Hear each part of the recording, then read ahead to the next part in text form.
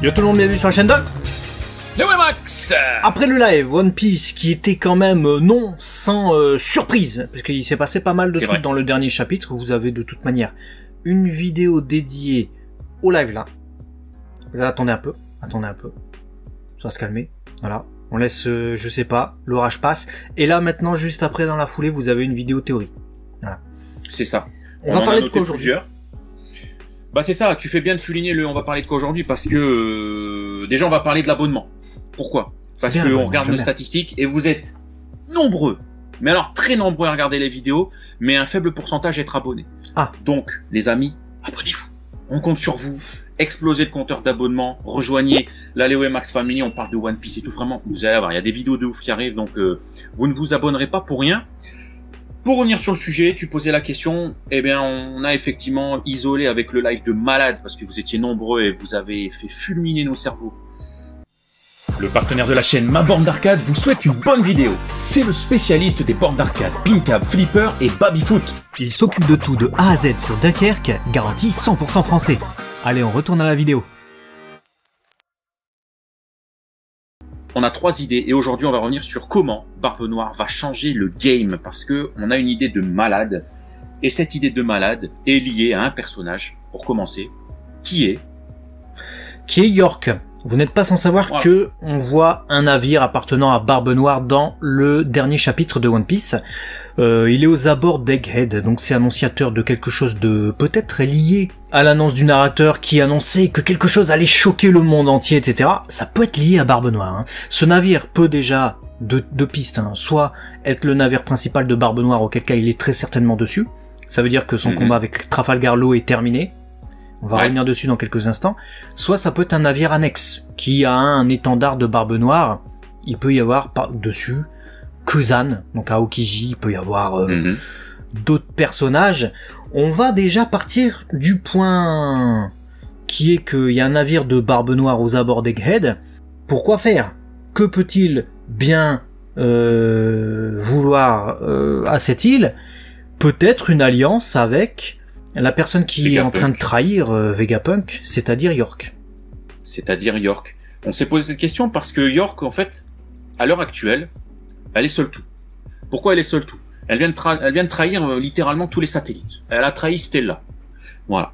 Donc déjà, ça m'étonnerait qu'elle puisse repartir la fleur au fusil. Excusez-moi, pardon. Bon, après avoir buté Shaka, c'est un peu compliqué. Si tant est que Shaka soit mort, mais peu importe, ça reste compliqué dans les gestes. Et elle vient d'être trahie, on vient de l'apprendre par le gouvernement mondial. Elle se dit, ouais, en fait, ils veulent me tuer moi aussi, c'est pas bien. Donc en fait, elle est toute seule. Donc si elle veut mettre à bien quelconque ambition, faut bien qu'elle soit pas toute seule. Et qui mieux que Barbe Noire peut représenter cet atout-là ? Pour plusieurs raisons. Déjà scénaristiquement, si York rejoint Barbe Noire, ça fait un Vegapunk du côté de Barbe Noire.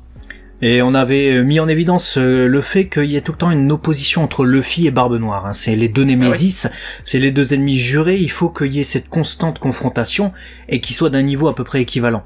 Si Luffy il a tous les avantages, il a toutes les armes antiques, il a tous les poneglyphes, il a tous les gros alliés, il a tous les membres de la flotte possible, et il a en plus le gars, le génie le plus intelligent de ce monde qui peut construire tout ce qu'il veut à la limite, donne tout à Luffy, c'est bon, Barbe Noire il sert plus à rien.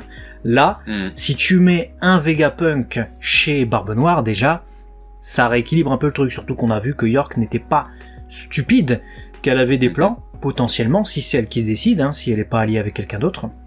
Et on a vu également un truc très intéressant, c'est que York, pour le moment, elle a le contrôle sur les Séraphins.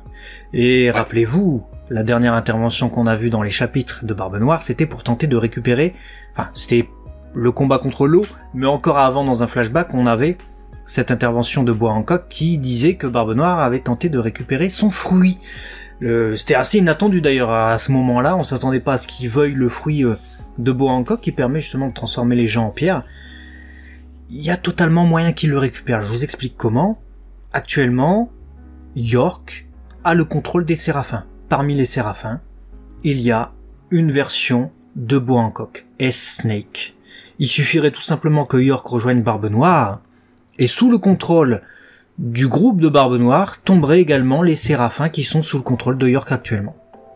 Exactement. Donc imaginez l'atout. On a l'atout intelligence, voilà, parce que York sait Stella, elle est synchronisée aux informations, donc elle est censée connaître, hein, je dis bien censée, si tant est qu'on ait bien toutes les explications de comment fonctionne la synchronisation des satellites de Stella et des différentes intelligences. Est-ce que Stella, encore faut-il avoir la confirmation, peut vivre indépendamment de ses satellites, et donc est-ce que York peut bien faire ce qu'elle veut en tout et pour tout, hein, faut qu'on ait une certitude sur tout ça. Mais si c'est le cas, bah c'est, comme tu l'as dit, intelligence du côté de Barbe Noire avec York, la maîtrise des Séraphins, mais aussi les informations qu'elle détient. Si la synchronisation fonctionne comme on le pense, on vient de savoir, et on sait un peu plus aussi, pourquoi Stella est visée par le gouvernement. Il a continué ses recherches sur le siècle oublié, sur tout ce qui s'est passé. Il a été à l'encontre de ce qu'on lui a demandé. Donc s'il a, il a plein d'informations, s'il a plein de secrets en cours, on l'a vu avec cette armure, il y a peut-être même des choses qu'on n'a même pas encore évoquées actuellement, qu'Oda ne nous a pas donné. Si York l'a dans son cerveau, elle peut en faire part à Barbe Noire et lui dire hey, « Vas-y, assis-toi, je vais te raconter tout ce que je sais sur le siècle oublié ». Ça rééquilibrerait le game, pour Barbe Noire je parle. Donc c'est un atout faramineux pour moi, et pour nous, que York puisse rejoindre Barbe Noire. Ouais, d'autant plus qu'il est à peu près certain que Luffy aura des infos à l'issue de Stark. Hein. Vegapunk, c'est le gars qui connaît les informations. Ça serait très étonnant qu'il n'en livre vraiment aucune. D'autant plus qu'on commençait déjà à prendre des informations sur le siècle oublié, sur voilà les armes antiques et tout ça dans les chapitres qui faisaient la transition entre Wano Kuni et le tout début d'Egghead. Donc ça serait vraiment surprenant que ça continue pas sur cette lignée. N'oublions pas malgré tout qu'il existe la marine et le gouvernement mondial qui eux aussi sont là. Faudrait peut-être pas les oublier, ça va peut-être pas être facile pour York de rejoindre Barbe Noire, d'autant plus s'il se dresse sur la route de Barbe Noire Saturne.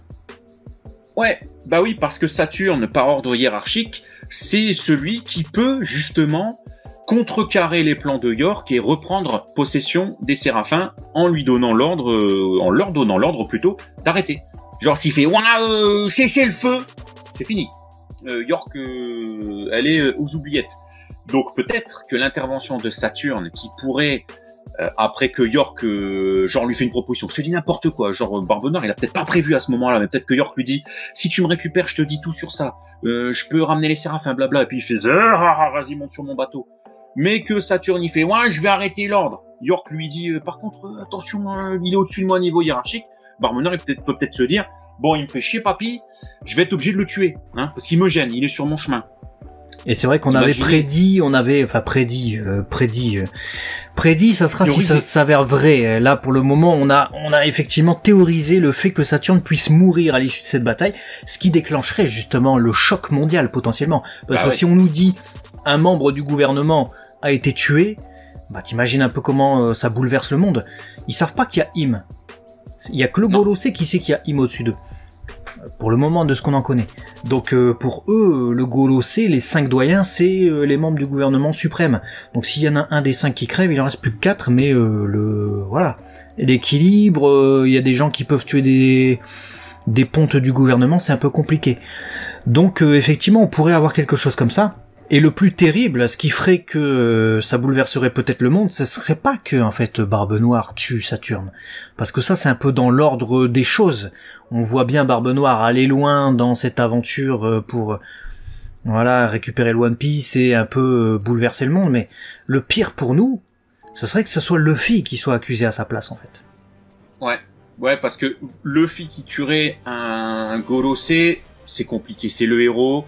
Oda a du mal à faire mourir ses personnages, donc en plus de la part du héros, très compliqué. Mais par contre, porter sa responsabilité, parce que si effectivement cette complicité naissante entre York et Barbe Noire qui vient de débarquer se fait un petit peu dans l'ombre, hein, voilà, très discrètement, que Saturne tombe nez à nez avec ce truc-là, que Barbe Noire essaye de se débarrasser de Saturne, et Luffy étant toujours là, ça peut être lui qui est accusé, à tort, de la disparition d'un Golossé. Et imaginez dans les journaux, dans tout ce qui se passe, Luffy, en gros l'un des 4-5 nouveaux Yonko, blablabla, a tué l'un des 5 membres, un des 5 grands doyens.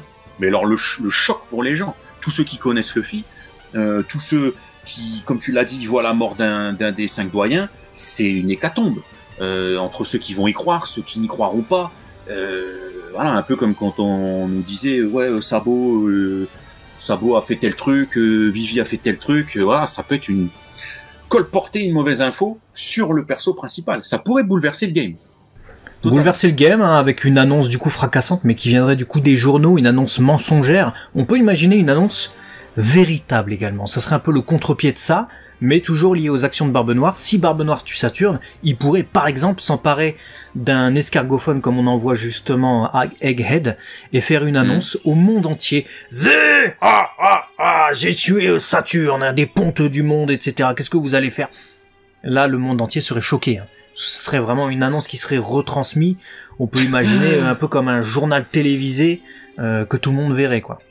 Bah, c'est de la part du gars qui a la plus grosse prime actuellement, après Shanks, hein, je parle, hein, il dépasse même la prime de Luffy, il a plus de 4 milliards. Le gars, il prend la parole comme ça, limite tu vois York à côté, et au pire il a dans sa main, ou il a, ça sera pas violent, tu vois, mais un élément qui fait qu'on reconnaît, et qu'on se dise, ok, ce qu'il est en train de dire, c'est vrai. Regardez, il a piqué le bijou, il a piqué, je sais pas, le truc de Saturne, il a vraiment tué Saturne. Et il l'assumerait haut et fort. Ça serait un carnage. Ah bah, j'ai une idée. On peut aller. Vas-y. Ça peut être un escargophone doré. Un Dendenmushi doré du Buster Call. Il le récupère à Saturne ou à Kisaru, en fait. Et ah bah voilà. Déjà, tu sais qu'il a récupéré un élément et en même temps, bah, il appuie dessus. Comme ça, Egghead est détruite en arrière-plan. Ouais, ce serait un truc de frapper. Après, on peut aller encore plus loin dans cette théorie. On peut imaginer que si Barbe Noire est là, tu l'as dit en début de vidéo, c'est que son combat contre Law est terminé. Est-ce que ça signifie que Law est encore en vie? Est-ce que ça signifie qu'il lui a chouré son fruit, potentiellement? Ou pas? Est-ce qu'il a réussi à déclencher, je sais pas comment, mais l'immortalité liée au fruit de Law? Ce qui me paraît un peu compliqué, mais... Imaginons que dans cette exclamation publique, en plus de ça, il fait « Zé, en plus maintenant je suis immortel, Zé, genre, je sais pas quoi », puis il se casse, il fait « il se casse dans son bateau, et les gens ils font... Tu sais, j'ai peur. J'ai peur de ça, pourquoi? Parce que Barbe Noire, quand il apparaît généralement pour faire des annonces, c'est lié tout le temps à quelque chose de fort. Il a réussi quelque chose de fort. Quand il l'a fait à Marineford, il s'était emparé du fruit de Barbe Blanche. Ouais. Alors là, c'était la merde. Là, c'était panique totale. Le gars a 2 fruits, comment il a fait? Mais en plus de ça, il a l'un des fruits les plus puissants du monde. Il peut casser le monde, hein, littéralement. Donc ça, déjà, c'est la merde. Là, imaginons que, effectivement, comme on le suppose avec notre théorie, ça n'est qu'une théorie, c'est pas la vérité, c'est pas du tout même ce qui va se passer, hein, en vérité. On n'en sait rien. Si, comme on le suppose, il fait une annonce, et que c'est cette annonce qui est liée au gros choc sur le monde entier, on peut imaginer que son annonce, vraiment... va nous choquer nous aussi lecteurs. On a déjà été choqués avec Kid qui s'est fait laver comme jamais par Shanks. On se disait ah ouais le gars il sort de Big Mom et tout ça, Wano Kuni ça s'est bien passé, mais non, hein, Shanks au revoir, il l'a fait couler, allez dodo. Imaginons que là on subit un traumatisme encore plus grave et que en fait la déroute de Kid c'était juste pour nous préparer de la part d'Oda. Et que en fait Barbe Noire a tué Law et que comme j'avais théorisé il y a de longs mois, de longues années, au tout début de Wano Kuni, Law avait effectivement terminé son arc avec l'alliance pour faire tomber Kaido, et que finalement cette histoire de poneglyphe où il veut en découvrir davantage, c'était juste de l'esbrouf de la part d'Oda pour voilà, nous faire croire que finalement il allait survivre un peu plus longtemps. Imaginons Oda s'est dit bon il a terminé son arc Law, on n'a plus rien à raconter avec. Barbe Noire le tue, il récupère son fruit comme il le voulait. Et alors là, bah laisse tomber, si le gars il a 3 fruits, c'était une des théories les plus puissantes entourant Barbe Noire. C'est très compliqué, il peut se téléporter maintenant, le gars il fait room, hop, il est sur Egghead. Hein, il s'échange avec un bâtonnet de bois sur l'île, il arrive déjà sur l'île. Il peut soigner ses potes. Il peut soigner son équipage, limite. Il peut soigner son équipage. Il peut soigner son équipage, interchanger les personnalités, non, j'allais dire les sexes. Les chefs, ouais, si tu veux. Hein. Après, là, c'est Saturne, hein, c'est pas Sengoku hein, qui l'affronte. Ouais, il peut faire plein de trucs. Il peut, par exemple, Max, vous connaissez des anecdotes très précieuses que vous avez découvertes sur cette chaîne avec lui. Il peut l'interchanger avec une chèvre. Il fait Chambolus. Et voilà. Max est dans la chèvre et la chèvre est dans Max. Voilà. pourrait avoir des trucs... Moi, je pense qu'on n'est pas prêt. Et bien sûr, tout ça ne tient que si c'est bien Barbe Noire qui est sur le bateau. Après, si c'est Kuzan, si c'est... il peut y avoir d'autres surprises. Hein. Si c'est Kuzan, j'ai une petite théorie. Ouais, si j'ai une petite théorie par rapport à ça, c'est que si jamais c'est Aokiji sur le bateau, parce qu'il a récupéré Pudding, rappelez-vous. Hein. Donc Barbe Noire n'a théoriquement pas besoin d'enlever Nico Robin, contrairement à la plupart des gens sur cette planète, puisque justement il a récupéré Pudding pour certainement qu'elle éveille son troisième œil. Ça doit forcément être lié à cette déclaration de Big Mom d'il y a très longtemps, sinon il n'a pas de raison d'enlever Pudding. Donc imaginons que Kuzan ayant accompli sa mission se dirige à Egghead, on pourrait avoir le combat Kizaru versus Aokiji. Sachant qu'on avait eu Akainu versus Aokiji, maintenant on aurait l'autre combat, et là l'un des deux pourrait tomber. Hein. Oh, ouais, ça pourrait être dingo d'avoir cette rencontre. Aokiji se tape contre tout le monde, faut savoir. Et je me suis posé la question, est-ce que York ne peut pas avoir la capacité scientifique, ayant travaillé avec Stella forcément en tant que satellite, sur les fruits du démon, et justement sur le clonage, sur toutes ces choses-là, est-ce qu'elle n'est pas capable d'aider à l'éveil d'un fruit? Et justement, si elle est sur le bateau, d'aider Pudding, pour une raison X ou Y, à éveiller sa lecture des poneglyphes. Elle serait même capable de peut-être créer... Vu qu'elle a fait les expériences, ou a assisté tout du moins pendant qu'elle digérait et qu'elle faisait des allers-retours entre la cantine et les toilettes, elle a peut-être des informations sur comment créer un séraphin. Elle va peut-être faire un séraphin de Barbe Noire, parce qu'on n'en a pas vu. Il n'a peut-être pas. Séraphin de Barbe Noire qui lui aussi détiendra 3 fruits, donc le gars il aura 6 fruits. Au total. T'imagines ? Voilà, et il y aura pas du green blue de là je sais pas quoi, là il aura de la myrtille lui dans son bras. Ouais. Bah dites-nous en tout cas laquelle de ces théories vous paraît le plus plausible, peut-être la dernière hein, avec les myrtilles dans le sang. Voilà, bah nous je pense qu'on a fait un peu le tour de ces pistes là, on va se réserver pour d'autres vidéos théories parce qu'il y a pas mal de trucs qui sont liés au dernier chapitre qui arrive. Vous allez voir, restez abonnés évidemment, ou abonnez-vous si ce n'est pas encore fait, à la chaîne de Léo et Max, des bisous, on vous aime. Ciao. À la prochaine.